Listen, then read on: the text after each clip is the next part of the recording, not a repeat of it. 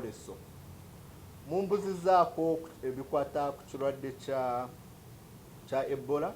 Njagala kubategeeza nti Ministry y'obulamu erina obukugu obusoboka okulaba nti kino kirwadde tukiziisa mu budde butono nnyo.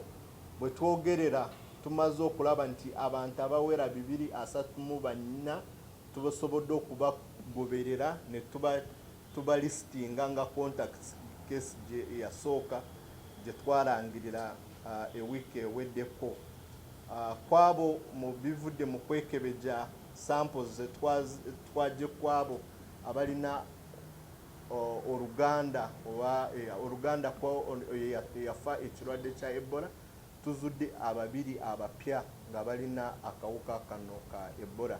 Naye njagala kubategeeza nti bano already bali mu kufuna obujanjabi ate n'abalala kwabo 234 tuli mu kubeekebeja n'okubagoberera okulaba nti babeera mu quarantine okuyisa ennaku eza isolation bwe zigwa. Bwe banga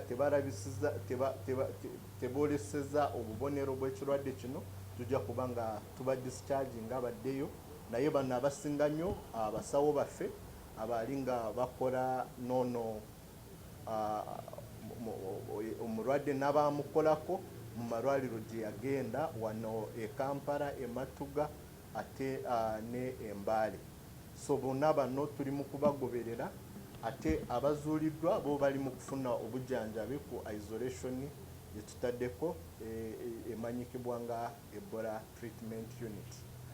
Njagala kukubiriza guno omulanga nti tubeera n'ebirwadde nga bino ebitiisa, waliwo abagufudde omuze okugenda ku mikutu gya social media n'emikutu gya tekinologiya emirala nga zi website okusasamaza abantu ne babawa amawulire ag'obulimba nga bagamba nti ekirwadde kyeyongedde, nti wagenda beerayo lockdown.